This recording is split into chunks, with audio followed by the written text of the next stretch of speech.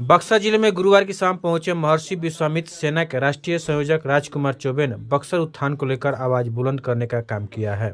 साथ ही उन्होंने बक्सर के सांसद और विधायक पर निशाना साधते हुए बक्सर का अभी तक उपेक्षित होने का जिम्मेवार ठहराया है। क्या करेगा जब यहाँ का नेतृत्व विहीन ही है, जब यहाँ का कोई मतलब सुनने वाला नहीं है, नेता का जो यहाँ नेतृत्व करता है उसको कोई मतलब ही नहीं है, तो क्या करेगा जिला प्रशासन जाके? जिला प्रशासन तब काम करता है ना जब इसका नेतृत्व मजबूत होता है। जब एक मजबूत हाथों में नेतृत्व रहता है तब जिला प्रशासन काम करेगा। कोई पूछने वाला है आज तक बक्सर का क्या इतिहास रहा है, कितना पौराणिक इतिहास है, यहाँ पर्यटन का विकास होगा, यहाँ मंदिर का होगा तो कितने लोगों का रोजगार मिलेगा। अब बताइए, बक्सर इतना पुराना है, यहाँ पौराणिक में कई वो जिले में अभी हवाई शुरू हुआ है यात्रा, लेकिन बक्सर को नहीं उसमें शामिल किया गया है। क्या है, पर्यटन दृष्टिकोण से बक्सर पिछड़ा हुआ है, सबसे आगे है, लेकिन उसको नहीं लोग लेते हैं, पटल पे नहीं जनाना चाहते हैं।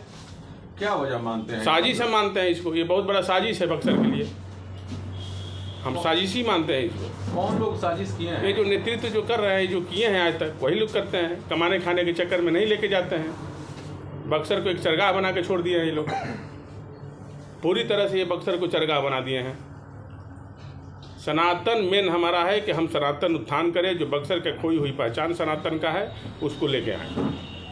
मेरी लड़ाई यही है। कैसे करेंगे? जनता के गांव-गांव जनता के बीच जाएंगे, सबको लेके आएंगे, सबको लड़ाई के लिए साथ लेके आएंगे। ये सरकार तक मामला जाएगा। ज़मीन जहाँ जहाँ है, यहाँ कितना ज़मीन सरकारी है उसको लोग घेर के रखे हुए हैं, फ्री करवाएंगे, वहाँ मंदिर बनवाएंगे, लोगों को लेके आएंगे। सबका साथ चाहिए, आप लोगों का साथ चाहिए, सबका साथ चाहिए। ये बक्सर की लड़ाई है, ये खोई हुई स्वाभिमान की लड़ाई है, ये बक्सर के लोगों का, एक एक आदमी का स्वाभिमान की लड़ाई है। ऐसे लोग इसलिए कहते हैं कि ऐसे लोगों का मानसिकता यही है और ये लोग उससे ग्रसित हैं। हम आज से काम नहीं कर रहे हैं, ये हम 6-7 सालों से काम कर रहे हैं लगातार इस पे।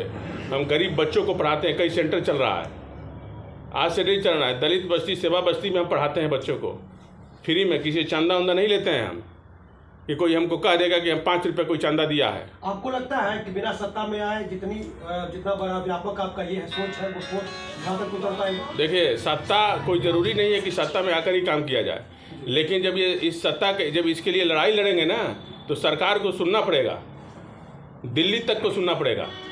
ये ऐसी जगह है, इसको सुनना ही पड़ेगा, बक्सर के लिए सुनना पड़ेगा, सुनना तो पड़ेगा। सत्ता तो एक अलग चीज़ है, राजनीति एक अलग चीज़ है, लेकिन लड़ाई हमारी बक्सर की सनातन उत्थान की है। लेकिन राजकुमार जी, जिस प्रकार से आपके द्वारा जो उद्देश्य लेकर चला गया है, लगातार कहा जा रहा है कि पुराने जो राजनीतिक दल थे वो छले थे। भारतीय जनता पार्टी कई बार इसमें सत्ता पे रही, केंद्र में भी रही, राज्य में भी रही और बक्सर में भी मतलब उसका रहा। ऐसे में कौन सी पार्टियां हैं, कौन लोग हैं जो बक्सर को छले हैं और किसके विरुद्ध आप? बक्सर के हर लोग छले हैं जो यहाँ से नेतृत्व किए हैं। हम किसी पार्टी का हर लोग जो यहाँ बने हैं या कोई भी पार्टी का हो, सब लोगों ने बक्सर को छला है। हर पार्टी के लोग यहाँ नेतृत्व किए हैं, कैबिनेट मंत्री रहे हैं, प्रधानमंत्री के करीबी रहे हैं, सब लोग रहे हैं। हर आदमी यहाँ जाके यहाँ से छला है जो नेतृत्व किया है, जो MP रहे हैं, MLA भी जो यहाँ के लोग हैं। कभी इस मुद्दा को उठा पाए जोरदार तरीके से? कभी कुछ नहीं हो पाया। एक मंदिर का निर्माण तक बढ़िया से नहीं हो पाया यहाँ पे। हमारा पहचान हुई सीढ़ी रमरेखा घाट के जाइए, जहाँ गंगा के लोग वहाँ नहाने के लिए, शौच करने के लिए, महिलाओं के लिए कुछ नहीं बना हुआ है। ये कितना दुर्भाग्य की बात है। कहाँ कहाँ से महिलाएं आती हैं वहाँ पे, वस्त्र बदलने के लिए एक जगह तक नहीं है। कूड़ा कचरा फेंका हुआ है, गंदगी फेंका हुआ है।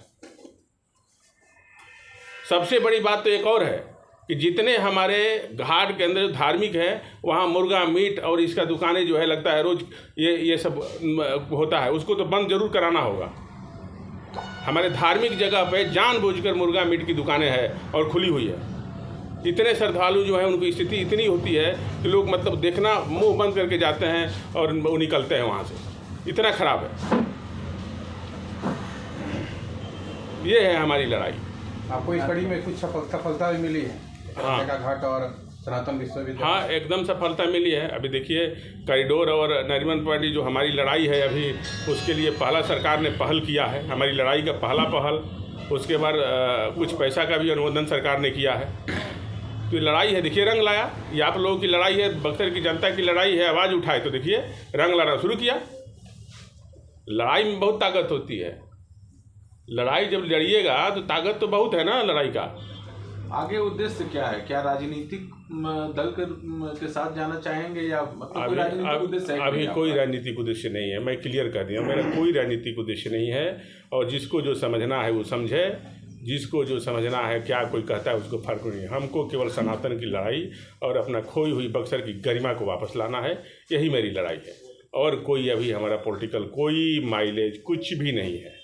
अभी हम लड़ाई लड़ने की तैयारी में है कि बक्सर का है, हमारी बक्सर स्वाभिमान है और इसकी लड़ाई लड़ रहे हैं। हर बक्सर वासी के लिए लड़ाई लड़ रहे हैं कि हम लोग का अपना भी संस्कृति सनातन का इतना बड़ा पहचान है और इतना पुरानिक है, उसको वापस लाया जाए, इसी की लड़ाई है।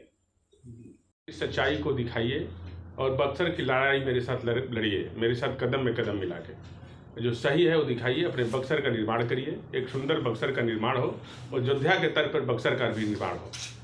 यहाँ पर्यटन का बढ़ावा मिलेगा। आप अपनी संस्था के माध्यम से मांग करते हैं? हाँ, हम अपनी संस्था के माध्यम से मांग कर रहे हैं कि आप लोग साथ आइए, सबको ज़रूरत है साथ आइए।